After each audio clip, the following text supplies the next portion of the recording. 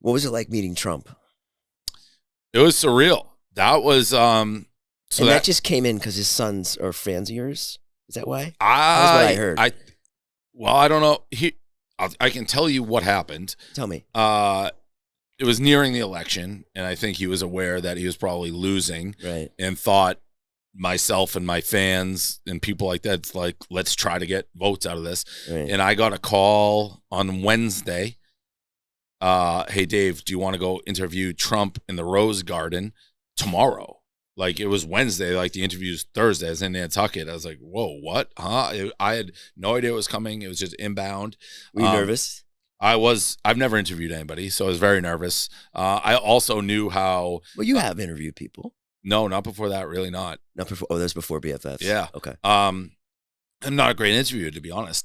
And I also knew how just divisive he is, like, on both sides of the aisle. And I've always said with Barstow, like, we don't want to do politics. Like, you can't, people just, no matter what you say, you're not going to change someone's opinion, and people either get really mad or like you. We had Biden, he wanted to come on Views. So, so when that happened, we reached right out to Biden. Right. We're like, we're interviewing Trump. Oh, you want to do both? Yeah. So Good for you. So people are going to say either side. Right. Biden didn't get back to us, so whatever, we didn't get to do that. Smart.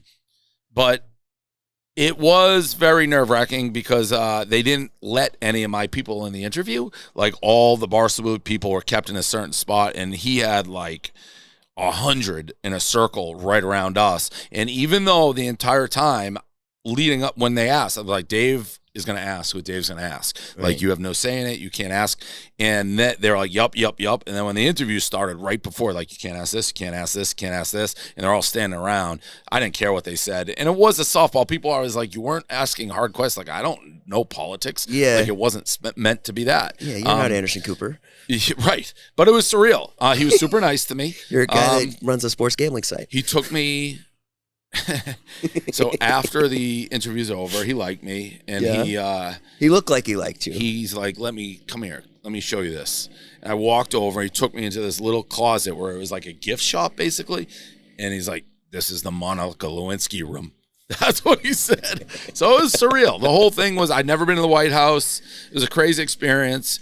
What's the White House like? Is it trashed? Is it like kind of old and decrepit, or is it nice? You know, I'm kind of like into American history a little bit. Yeah, me too. So seeing all the old stuff was actually kind of cool. The blowback from it was kind of like exactly what I expected, though. People who don't like Trump, like, just started like calling me Hitler and shit online for just interviewing. It was kind of crazy. It's like the sitting president of the United States asked me to do an interview. Yeah. There's no sitting president ever that I would not do that with. You know, it's like 100%. It's a huge fucking honor. Yeah, I agree. But the country is so, I don't know, fucked up, and people, the brain's so broken with this shit. There was a lot of, I still think a lot of the hate I get now is because people view me as like interviewing him. And I think they view me, like, I did the Nelk podcast, and they're like always doing shit with Trump. Super Republican. But they don't get nearly like the backlash that I do for that one interview, because I don't think maybe it's the age thing. They view me, maybe as more like a serious thing. I don't know. It's interesting. I think maybe your audience is like, you're getting a lot of the younger kids. That's who's pissed. No, it's not the younger. It's generally the older. It's like crazy. It's just crazy. Like, like, if you're an extreme liberal person right now, like, you generally fucking hate my guts. I don't really know why, but they really do. Yeah. Well, maybe I shouldn't be here. Yeah. Are you? If you're fucked up, should we? Yeah. If you're an extreme liberal wingnut, you hate me. Really? Yeah.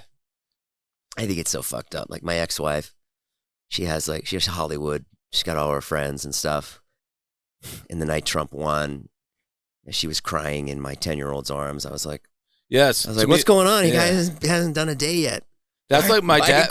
My dad hates Trump more than like anybody in the world. I literally FaceTime my dad when I was interviewing him to be like, look who I'm with. And he froze like a pussy, and he couldn't ask a question. He literally just froze. And I'm telling you, he's like the extreme hater.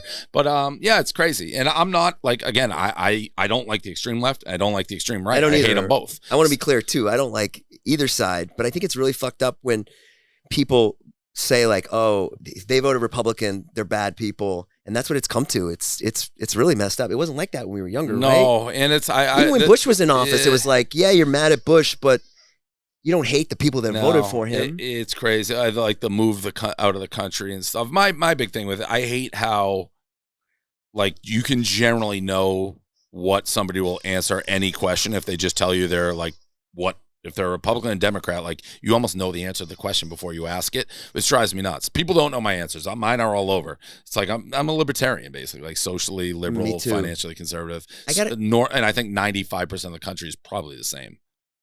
I agree. And you know what? I got to start having my answer right. What do I say? Libertarian? I think, well, if I'm doing this podcast, I have to say what I am. You know, I mean, I generally don't. People know now. Jess, what am I? I voted for Biden. I would not vote for Biden, but it's like, what are you going to do? It was tough to vote for Biden because he's so old. He's very old. Like, what are we doing? He's very old. Mummy. And, you know, and I can say that because I get... All politicians suck. I firmly believe that. Well, why would you want to... It's the old... You would never run for president, right? No, it's like the old... Have you ever seen Gladiator? Of course. When he's like... I saw it in the Cinerama Dome. I don't know what that means. You know, he has a quote in it when he has to take over Rome, and he's like, you have to do it. He's like, I don't want to do it. He's like, that's why you have to do it. You're the only one who doesn't want the power. Anyone who's into that is like an egomaniac kind of crazy person. Yeah, like why would Trump at that age want to run the country? Yeah. The oldest president we ever had. I didn't know we were getting political. Were you more nervous to interview Trump or Dixie D'Amelio? Definitely Trump. I like Dixie, though. She's great. Yeah, I like both of them a lot. I've never done Charlie, but I like Dixie a lot. They're so mean about those girls. One can dance and one can sing. What do you want? You want them to fucking solve world hunger? No, but that's, I mean... It's ridiculous. I'm sorry, Dave. These high noons are getting me a little salty. Anybody who gets that famous that fast, though, it's like not unusual, really. Yeah, you're right. It's just like we have a new medium with the internet. Like before you couldn't do it, but paparazzi, whatever. And they hit it over COVID. All those kids hit it over COVID, right? Yep, Bryce. Yeah, that's insane. This is watermelon lime, by the way, guys. Just watermelon, no? Oh, you're right.